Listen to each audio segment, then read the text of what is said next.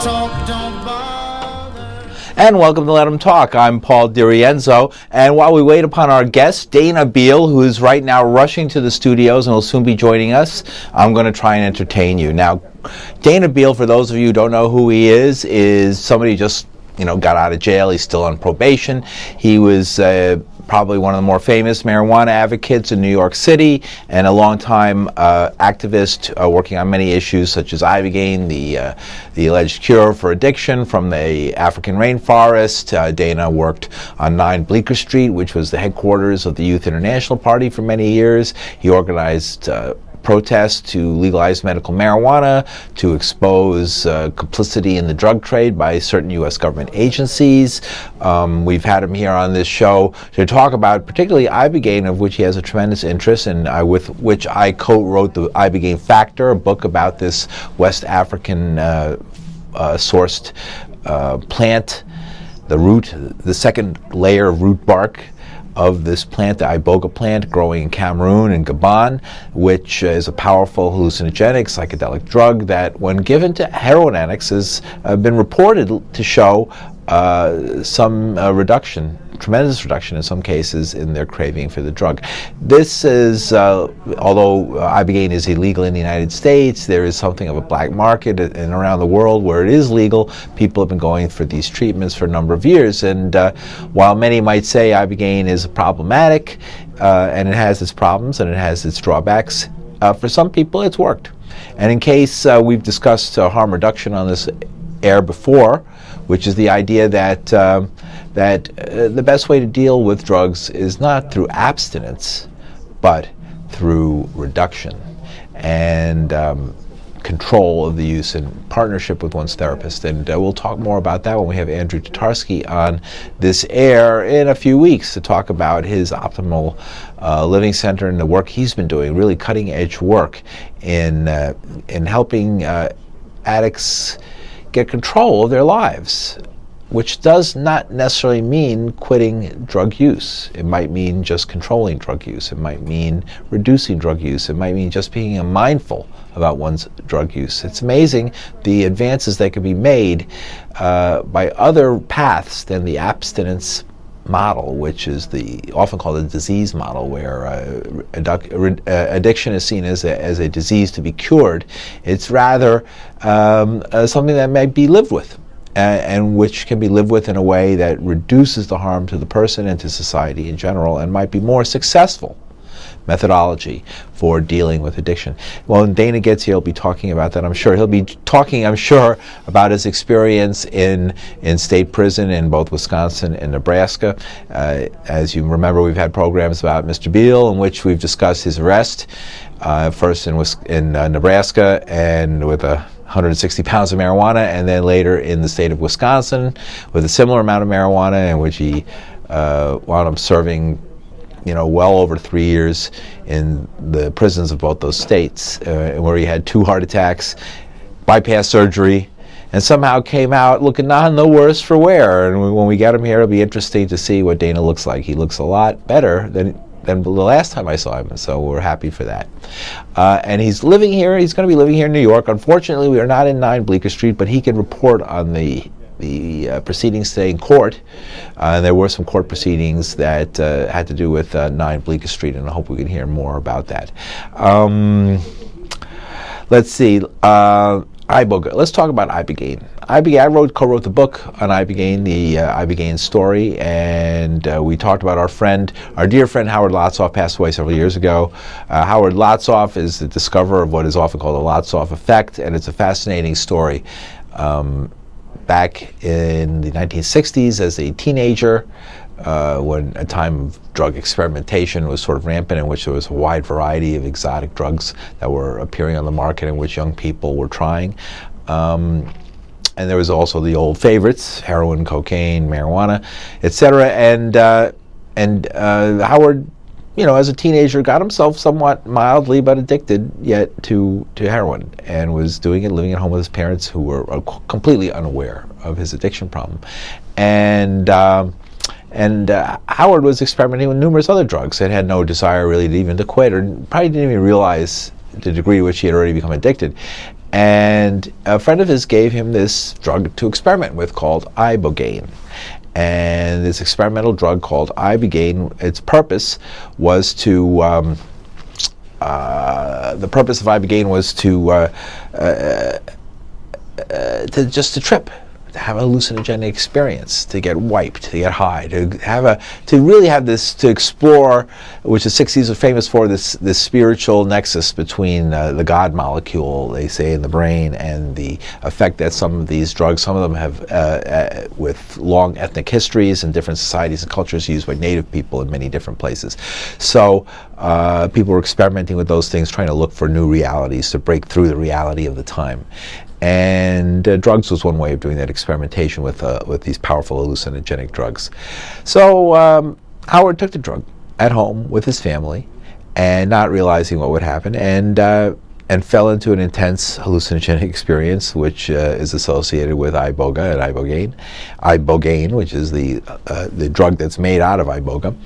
And he, after coming out of it, a bit of a harrowing experience, he came out of it and realized that he no longer had his addiction. He no longer had this craving to go out and find the heroin.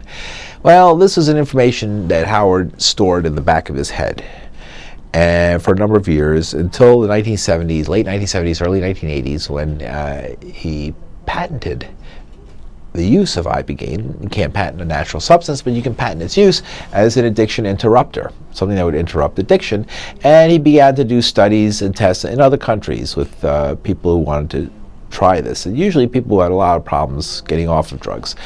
And in that period, he did research, and he paid people to do research. And that research included hiring a doctor in California, University of Miami, which runs a big medical school, big research department looking into biological sciences, and Dr. Deborah Mash, who was a well-known physician in that area in Miami-Dade County, and had done a lot of work with drugs because of the problems they have there with cocaine abuse. And cocaine and alcohol mixing together turns out could be a fatal combination. It's not a good idea to drink and to do cocaine. And so she was doing this research, got a hold of ibogaine, was doing research for Howard, and discovered a metabolite, a drug that ibogaine turned into within the human body. And that drug that ibogaine turns into within the human body, which has its own chemical scientific name, actually is the persisting chemical that causes the persistent reduction in heroin craving in a person who is addicted. And it actually persists for weeks and even months in the body, and was somewhat described. One of the things they noticed, people who used ibogaine, was that it seemed to have a persistent effect. And very few things that have a persistent effect going for weeks and months after taking it. It's because the ibogaine seemed to disappear out of the body. So what was having this effect? What was causing this effect? And what was the cause? And so Dr. Mash discovered that cause. Now, what basically happened, unfortunately, was a patent fight between Howard and between Deborah Mash over who owned that data. Deborah was working for Howard. Howard said that I own the data you developed. She said, forget it. That's not how it's going to happen. So that went to court. Howard got sick. He got leukemia, which he later recovered from, and was not the cause of his death eventually. And but in that time, in order to focus on his recovery, he was not able to pursue the lawsuit, and Deborah Mash won that lawsuit by default and opened up a clinic in St. Kitts, Nevis, in the Caribbean, where she treated people for many years. Now there are many ibogaine clinics. Ibogaine has become very well known and very widespread throughout the world, and folks are making use of it. That's the story. Now, Dana came to me one day, early 1990s, and said, Paul, we have this drug that can cure addiction. Well, I had a lot of jokes about it, went through my mind, and I said, well, I want to learn more about it, and he recruited me to help him write this book called The Ibogaine Story. And in The Ibogaine Story, we talked extensively. We wrote extensively about the history of ibogaine, its history of its discovery by French colonists in West Africa. His previous history as the Bwiti religion, in which Ibogaine is a major component of the religion of the Western Africa region called Bwiti, in Gabon and in Cameroon. And we talked about its cultural roots with the Pygmy people of Central Africa, and how this had come to the knowledge of the Europeans. Then it was used in France. Ibogaine, as it was used as a mild stimulant, and had other over-the-counter uses there in France for a number of years. Then it became a important, as we wrote in the book, Howard's story, how he came to do research and to discover Ibogaine and what it was all about. We went on beyond that to discuss folks who had used Ibogaine. It became sort of the addicts committee, the network of heroin addicts around the world, and first in the United States and around the world, who organized themselves and brought themselves together in order to research this and to find out more about it and to access it. And a number of the people we interviewed, a number of the people whose lives were positively impacted by Ibogaine and who helped them get control of their addictions, and there's quite a few testimonials in the book about that. And then we discussed a lot of the science and the underlying theories about how it works in the brain, the areas of the brain that are affected by Ibogaine, and what insights that would give scientists to exactly the causes of addiction in the human brain. So that was interesting, the Ibogaine story, which is still available to these days, although there's not many copies kicking around anymore. And we used to offer it on WBAI as a premium, the radio station here in New York. And so Dana was very involved in that, and we did many conferences every year. And the idea was to get more and more people to see the importance of Ibogaine and to try and get it legalized for use in the United States as an addiction interrupter, for which it is not. Although it is accepted in many other countries, it's, if not fully legal, it's accepted and not persecuted or prosecuted. There have been some prosecutions in the United States. Dimitri Muganis, who's been on the show as well, served 45 days for a federal misdemeanor for being involved in an Ibogaine treatment, but that was a minor slap on the wrist, and it didn't seem to reflect any real serious attempt by the government to crack down on Ibogaine. And most of it, as I said, is done overseas in places where it's legal. So Dana would be happy to talk about that and his plans, now that he's free and with us, to advocate for marijuana legalization, or pardon me, Ibogaine legalization. Now, Dana is also probably best known, although he talks about Ibogaine a lot, he's probably best known for his work as a medical marijuana advocate and for organizing the marijuana rally that goes on in Washington Square Park every May, the first Saturday of May. We just had one this May in Union Square Park. And Dana's been doing this for somewhat over 40 years. Starting as a young man and through the years with many dozens of different types of incarnations. And most recently we had Redman and some of the other big rappers who are on there performing for us and doing a great job of that and bringing a really big audience. And there's a real resurgence now that we've had a victory on these stop and frisk laws, which were basically using marijuana to arrest folks. Now, it's my understanding that Police Commissioner Bratton feels that marijuana should not be legalized, which I think is very unfortunate. The police commissioner or a mayor like Bill de Blasio would stand in the way of decrim and legalization of marijuana. So we have to look, if we cannot look to the city to stop arresting people for marijuana, then we have to go above the level of the city. We have to go to the governor. All right, the governor of New York is the person who can make things happen in the state senate and in the state assembly. And now we've had the first vote recently, the first vote in the state senate on medical marijuana is coming up, and that might be the beginning of breaking the logjam and bringing people into the world of marijuana, and making marijuana another part of the pharmacopoeia.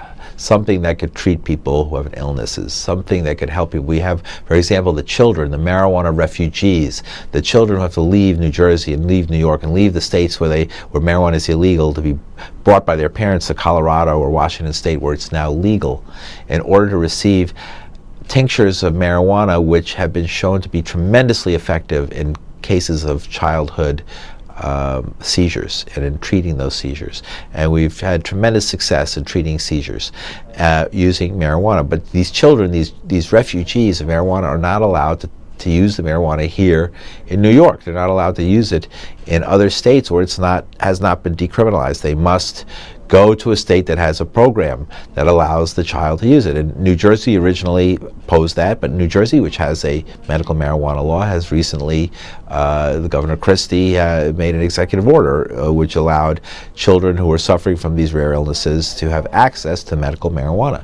So it's funny, we've come full circle. We're fighting for children to have access to marijuana from the days when we were fighting against children having access to it. And that just goes to show how far this issue has come in 40 years. It's come quite a far distance. So now we're looking at marijuana as not a menace to society, but something that could be an important part of society, an important part of treating illness, an important part of raising funds for the state. For example, the state of Colorado just announced in the first few months they've collected $20 million in taxes from legal marijuana in the state of Colorado. It's expected that many tens of millions more will be collected in taxation in Washington State and Colorado now it's legal in both those states. I believe that many other states will come to a point where they will see how important it is for medical marijuana laws to be on the books, and as the states of Colorado and Washington have shown, it can be fully legalized.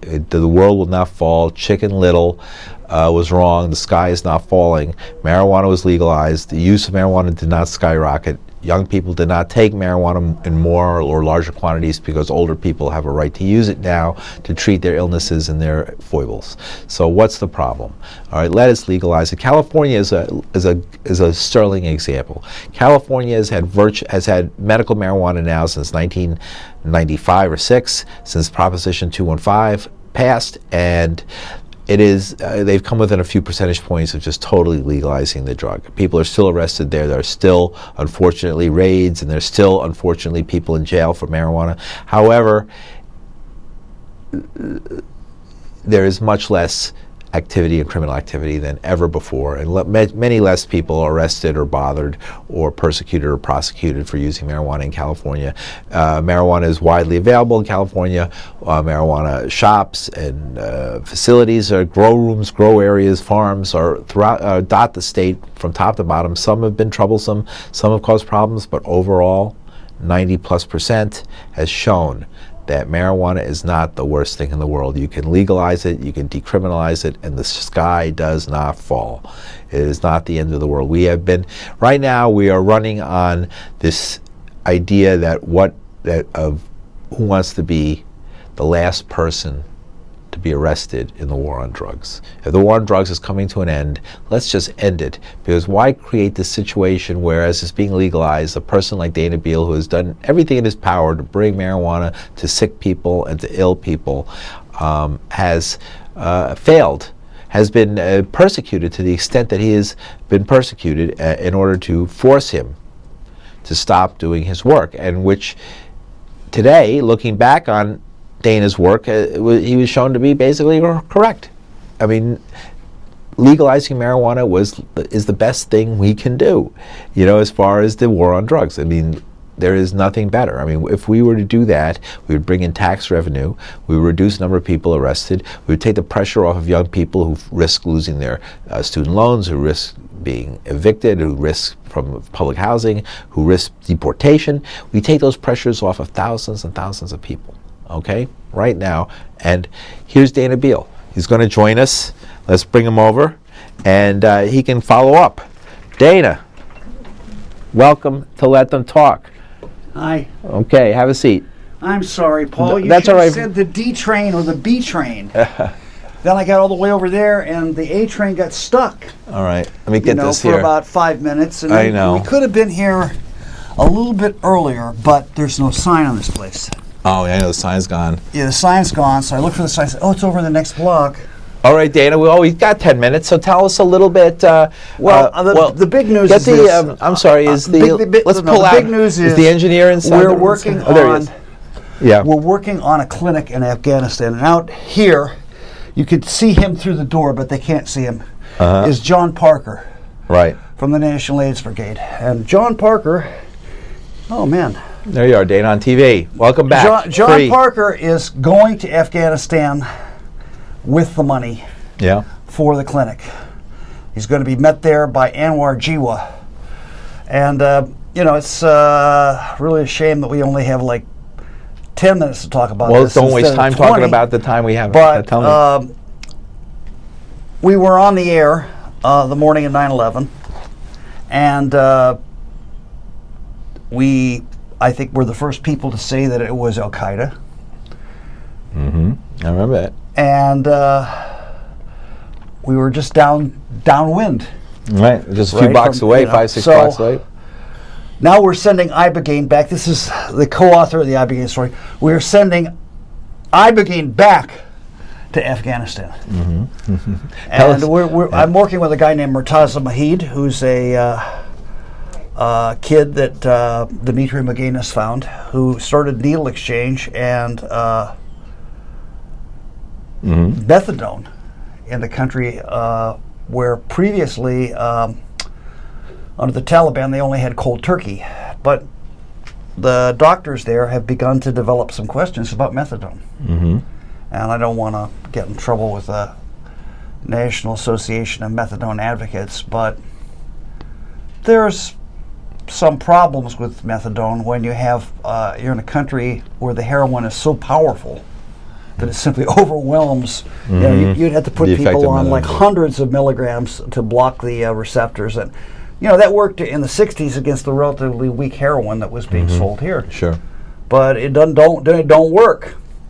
Now, Ibogaine, for those of you who don't know it, is a drug from Africa that gets people off of heroin overnight. I already told the story of the book before you came here. Right. I told the whole story. But the important point that you may have left out is that Ibogaine expresses a growth factor. I didn't know that. That regenerates dopamine neurons. And that's the reason it works for everything from cigarettes and alcohol to methamphetamine and heroin. Mm-hmm. I did not bring my visual aids. But actually on Saturday, I got a chance to give Mayor de Blasio a copy of our product information. And it shows the effects. It actually shows the little dopamine neurons growing. It was a neuroblastoma line, but they work just like regular neurons, even though they're cancerous. And de Blasio was very impressed when I told him it's a single dose cure for heroin. You probably saw this on this morning's New York Times front page, an article about the heroin crisis. Another article about the heroin crisis.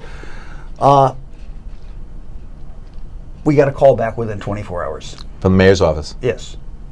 And they're interested, and it would be possible, actually, if we get some political support, to do a clinical trial in the United States, a large, open enrollment, simple trial of heroin. We could do a comparative trial of Ibogaine versus 18MC, which is the NIDA-sponsored Ibogaine analog. National Institute of Drug Abuse in Washington, D.C., right? Right. That's their counter. They have their own Ibogaine that doesn't cause you to visualize. It doesn't give you the remogenic effects, which they're real big problems with that. They say that, that's a hallucinogen. We can't have that. Well, you heard Police Commissioner Bratton today responding to a direct question about legalization of marijuana, said basically he would fight it, to his last breath. Right. That it was a gateway drug, and he would continue to arrest people for marijuana, even though it's becoming more and more, it's going to be harder to classify it as illegal. Every state around New York now has medical marijuana. Every single state except New York. We're sitting in the center. Well, actually, we have a law in the books called the Oliveri Statute, which was cited by Cuomo. But I don't really want to get into marijuana tonight because it's a whole show in itself. Yes. What I want to do is tell people that because of this obsession that they have of preserving the Schedule 1 list of drugs, they came up with something that won't work. And we want to have a comparative trial of Ibogaine and 18MC. About 17 months ago, the government appropriated $5 million to developed a non-psychoactive ibogaine. Mm-hmm. And it does not express the growth factor. Oh, which you say is an important part of the Well, effect, I mean, of the Lotsof effect. Look, just think about it. You have like dopamine cells. You whack them with big quantities of drugs, and they kind of shrink, right? I mean, you've seen the effects. They kind of frizzle on the ends, right? And ibogaine causes them to resprout. Actually, it's the GDNF, which is the nortropin, causes them to resprout. So Dana, we only go ahead, a couple minutes. So you know, you get rid of the visualizations, and you get rid of the growth factor, which seems to indicate that the visualizations are a correlate of the cells regrowing. And you know, think about it. If you're a cell, you want to see what you're doing, right? So NIDA wants to put your brain in a dark room, right, where it can't see where it's going. And you know, this makes no sense. Anyway, we don't have those problems in Afghanistan because there is no law against ibogaine in Afghanistan, and we can bring it in. What can people do? We can bring. Well, you could call the mayor's office and say we ought to. You know, it's outrageous that we have invented the cure for drugs in New York and we can't use it here, and they're going to have it in the country that attacked us before they have it here. But you know. You can come to a benefit we're going to have. Where's that going to be? That's going to be at Gallery 151 at 132 West 18th Street. 132 West 18th Street. And it's going to be the 4th, 5th, or 6th of June, depending on the availability of Immortal Technique. Oh, Immortal Technique will be there. When do you have a web page where people can find out more? Well, we will have a web page very soon. Okay, and we'll probably in future shows talk about it more. So Dana, we got a minute left. So why don't you tell me about 9 Bleecker Street? You were in court today. What happened? Anything happened of any? They rented the place. They rented it. Was a setback. Yeah, you know, like I don't want to go into the setbacks. I want to talk about the positive stuff. Right. That's too and, bad. You know, like that doesn't mean we want to ultimately get number 9 back, but we're working on a global chain of ibogaine clinics, and I'm working with several manufacturers of ibogaine. And you know, the main way that ibogaine is consumed is to treat people for drugs. So you set up a bunch of ibogaine clinics, and that will make money, and ultimately we will be able to get the building back. It just may take a little while. I see. All right, Dana Beal, thanks for joining us. We had a truncated show, but hopefully I can we'll get come on like next week when we have the or book next week, but maybe in a few weeks we can do that later. No, when we have the benefit. Yeah, right.